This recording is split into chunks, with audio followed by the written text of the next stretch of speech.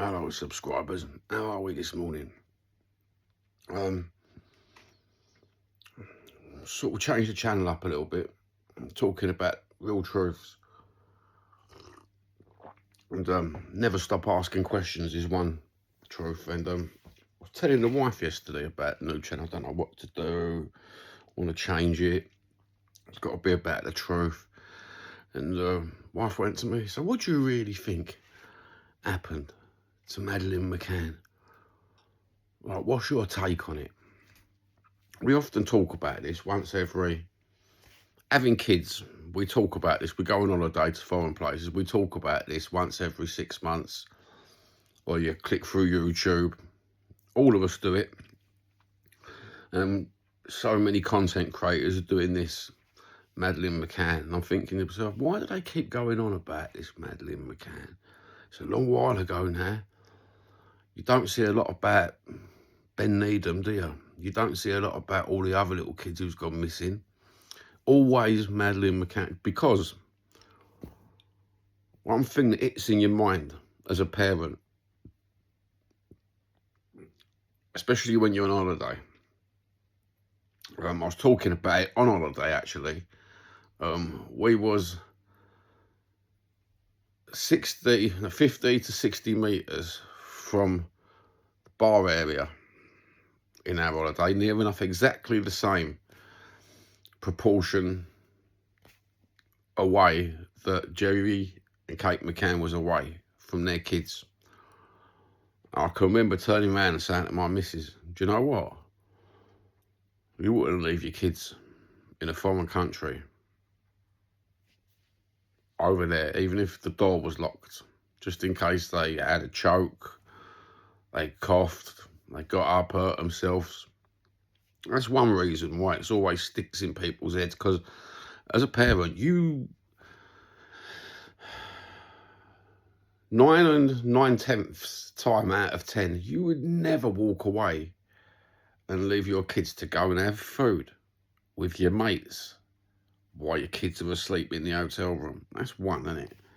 That's one reason. Another reason, 48 questions unanswered. Starts people thinking then. I had a bit of a research this morning. Everyone knows the ins and outs of it, don't they? We don't have to go over that unless you want to go over it in another video.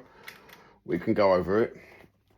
And then I started reading about the PR company they involved to shift the narrative away from them being suspects to abduction. So reading about the PR company and everything, then I started getting into the fund, the trust fund that they got, the charity fund. All you people that give to that charity fund, you paid for their solicitors. You actually paid for their solicitors. That fund wasn't primarily to spread awareness of her. It was a long, ongoing project where you've paid their solicitors' bills. They've not lost nothing. All they've lost is a child. Granted, if they're innocent, mate, there's nothing like losing a kid. But tell you what, I thought to myself, I was just saying in this conversation to my wife that I got all girls as well. If one of them went missing, I would not stop looking. I wouldn't go back to my normal job ever again. I wouldn't be out of that country. I don't care if all the evidence pointed to child trafficking. I wouldn't stop looking. I would not stop looking. I would not stop asking questions. I wouldn't go back to work in my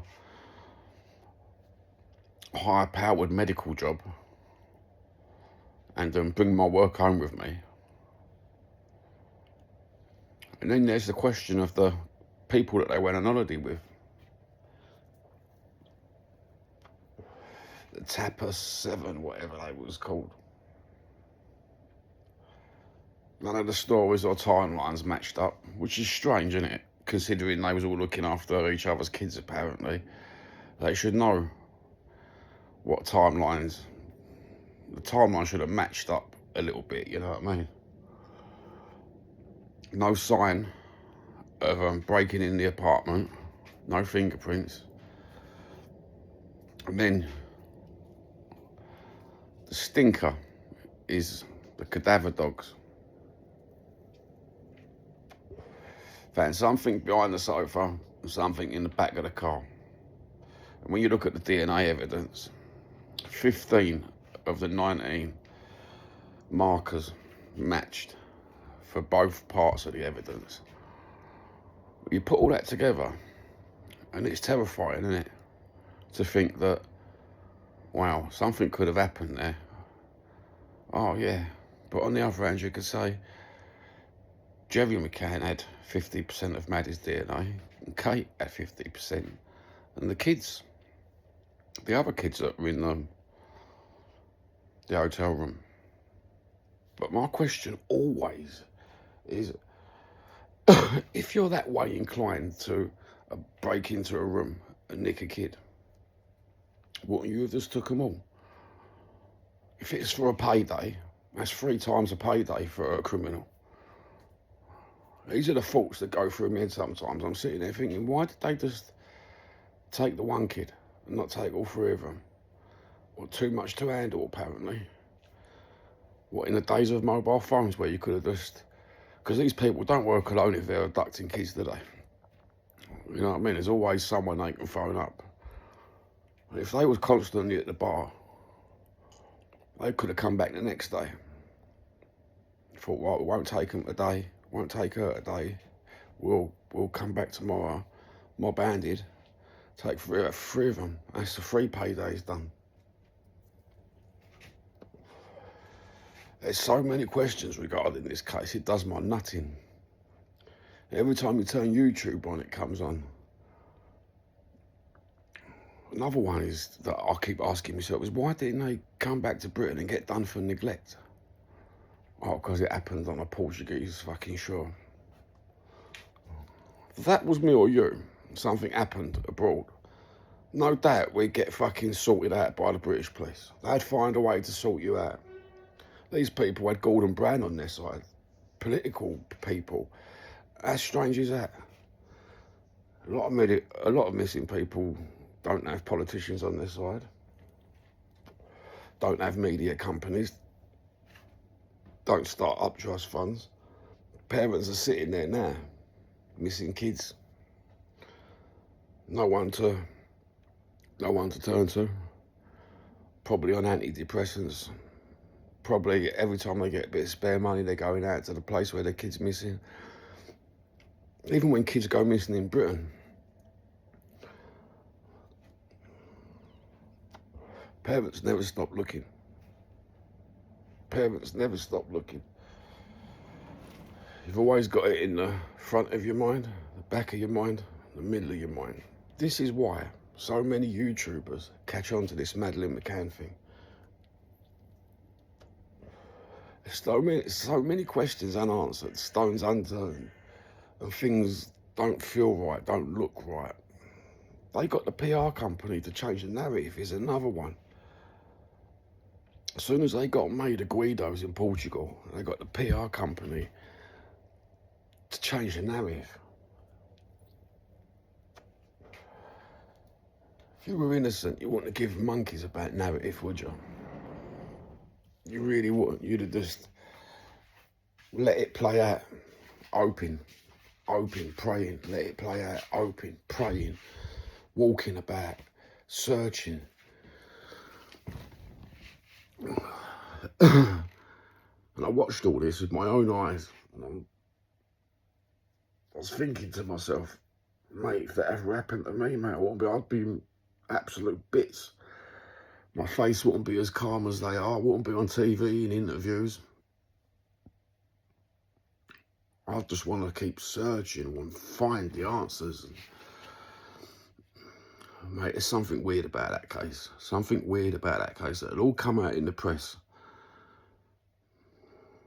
It'll take one thing to come out in the press, and then all of a sudden, all these years later, oh, there's a suspect. German police have got a suspect. he may have been in the area. He was known for doing dodgy dealings, sexual dodgy dealings as well at that. Oh, got to say, is it the point of I've just found someone after all these years that was in Portugal, got dodgy dealings, and they've put the two and two together and thought themselves, right, let's just blame this, let's just see if we can take the heat off of them again. Is it another PR thing? Because they've already had PR in the past. Is it more PR being pressed against that? Why did the politicians and all the news reporters and all the celebrities get involved? You know what I mean? It's really strange. Strange as hell, because there was other kids that got missing. Celebrities have just stayed quiet. Gone missing in their own towns. Gone missing in their own little boroughs. And celebrities have just stayed quiet. But this one, no, this was high profile, wasn't it? Getting your name in the media. So all the celebrities who got their name in the media, they're just PR stunts for themselves, wasn't it, in the long run? Proper dodgy. Proper dodgy. The dodgiest crime case on YouTube is Madeleine McCann. I mean, no doubt that there, as I said, there's something proper strange. Put it in the comments if you think there's something proper strange about that case. It's one of them things you can always talk about. It always pops up in any conversation, you know. Especially in the modern world. You go down the pub, and after an hour, someone will bring it up. Or you'll be chatting to your neighbour about YouTube and everything else and life, just in general, and it'll pop up. Because it don't sit right. None of it sits right. That's why it continues to be talked about. Have a good day. I hope you enjoyed my musings on that subject. Bit of truth about it from a working class Londoner who, mate, there's something proper dodgy about that. Proper dodgy. God bless.